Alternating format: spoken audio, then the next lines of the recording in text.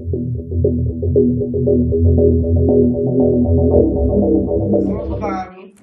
Gayus, Eliezer sudah membantah pernyataan Sambo dan tegas menyebut kalau Ferdy Sambo menembak Yosua dan memerintahkan ia menembak. Apakah kesaksian di persidangan ini cukup untuk memberatkan Ferdy Sambo? Tentu ada satu pihak lain yaitu ahli yang akan lebih menentukan. Dan hal ini kan ada forensik, ada balistik yang bisa mengukur apakah ada jumlah tembakan itu yang masuk dan keluar dari tubuh orang itu bisa diperkirakan 7 atau 5 kali. Tapi bagi saya begini, yang penting adalah ketika disebutkan FS ini ikut menembak, itu menembak orang mati atau menembak orang hidup? Ini pertanyaan. Karena sudah 4 tembakan yang didahului, dilakukan orang disuruh. Kemudian katanya baru ditembak lagi, itu ahli nggak bisa tahu itu.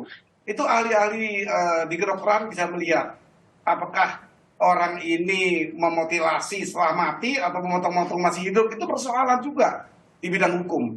Jadi bagi saya itu perlu klarifikasi, tidak cukup hakim menanya seperti itu, kemudian jawabannya sudah penentu.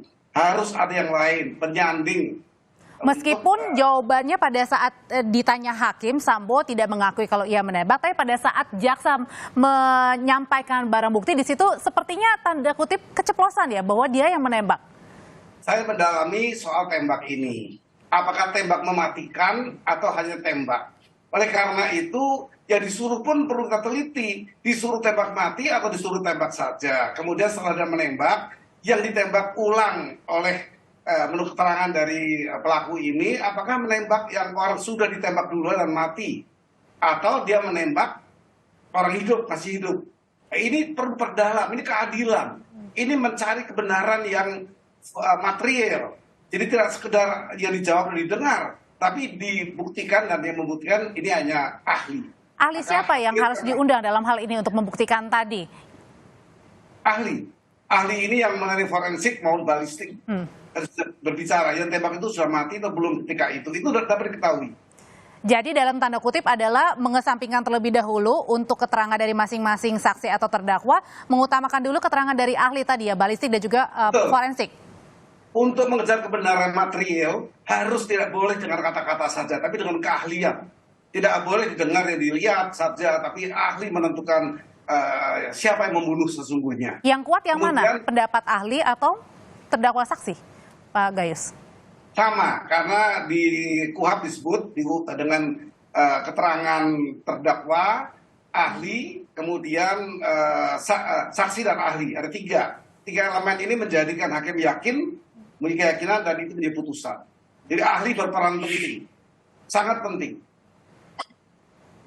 Lalu kemudian sejauh ini yang Pak Gayus lihat, hakim apakah sudah menggali banyak untuk menggali keterangan atau fakta yang sebenarnya yang terjadi pada saat 8 Juli, Pak Gayus? Hakim sudah banyak berbuat untuk menggali kebenaran material berdasarkan dakwaan, tetapi bagi saya peran aktif menentukan adalah ahli.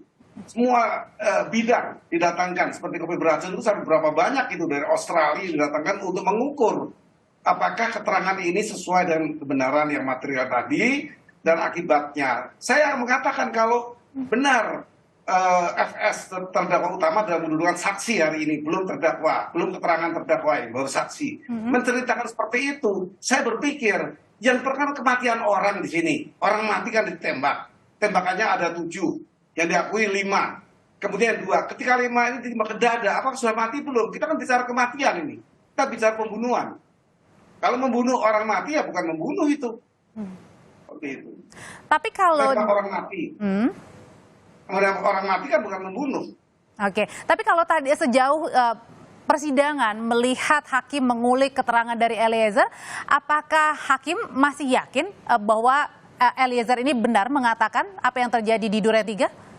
Atau soal kebenaran kan saya katakan, mereka ini semua terdakwa dan saksi. Yang satu bahkan menjadi Jesse Kobularto, itu perlu diuji dengan ahli.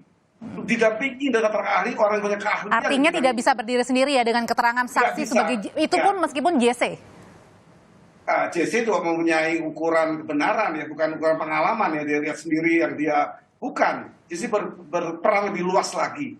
JC harus bisa menjadikan terangnya persoalan ini di pengadilan. Itu Jesse, bukan saksi. Saksi melihat sendiri, mengalami sendiri, mendengar sendiri. Dia di atas itu. Dia bisa mengungkapkan di luar itu. Itu baru Jesse yang berhasil, bermanfaat di pengadilan. Jadi saya ulangi lagi, peran ahli yang ditentukan di KUHP 3 tadi paling tidak sebagai petunjuk bagi hakim untuk yakin dan memastikan keyakinan dengan putusan. Itu saksi itu ahli sepertiga, sepertiga bagian menentukan. Kalau dibagi 3 berarti dia sepertiga bagian. Itu penting sekali. Apapun pengakuan oleh semuanya diukur oleh ahli ini, dan hakim bisa yakin dari ahli.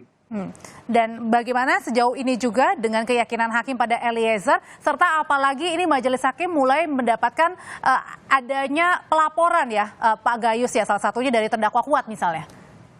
Ya, itu laporan itu kan berbeda. Laporan itu kalau semua laporan masuk, benar hakim menjadi periksa, sidang dirugikan, tidak boleh begitu. Silahkan, yang diujikan ini kan etika komunikasi, bahwa hakim berkomunikasi tidak layak. Nah, tidak layak itu dalam hal apa? Kalau tidak layak dalam hal yang memang dipastikan itu tidak layak, ya mungkin KY akan mengambil sikap. Tapi kan ukurannya ada, imperatif apa tidak. Etika ada 2, etika umum dan etika imperatif.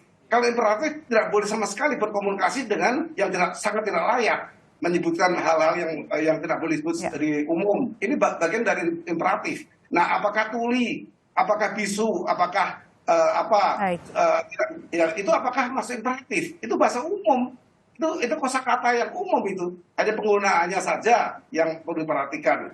Jadi berarti ini bagi saya tidak terlalu menentukan mempengaruhi persidangan. Silakan KY itu memeriksa, tentu dengan ahli bahasa juga. Semua sekarang kita perlu keahlian. Jadi tidak kepentingan pribadi. Di persidangan pembunuhan berencana bukan hanya saksi dan terdakwa yang bersaksi, tapi juga termasuk ahli yang dibutuhkan untuk bersaksi di sana. Terima kasih mantan Hakim Agung Gayus Luwu sudah berbagi informasi di Kompas Petang. Sehat selalu Bapak. Terima kasih.